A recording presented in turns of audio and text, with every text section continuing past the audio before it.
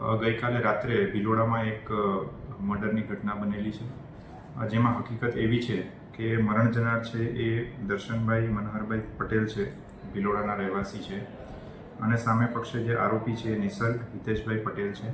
બંને એકબીજાને ઓળખે છે. બંનેની ઓળખાણ એવી રીતે છે કે બંનેને એક કોમન પાત્ર છે, એમની જોડે પ્રેમ સંબંધ છે. આરોપી છે એનું બ્રેકઅપ થાય છે અને જે મરણ જનાર છે એની સાથે એ પાત્રનું જે સંબંધ છે એ ફરીથી બંધાય છે.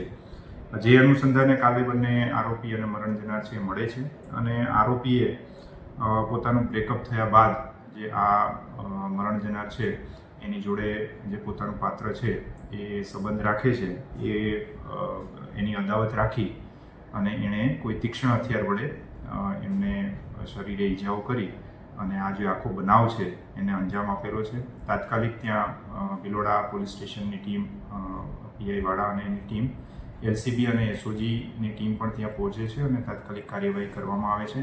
આરોપી છે એને પણ અત્યારે રાઉન્ડ અપ કરવામાં આવેલો છે અને એની આગળની જે પૂછપરછ છે એ પણ ચાલુ છે અને આગળની કાર્યવાહી હાલ ચાલુમાં છે.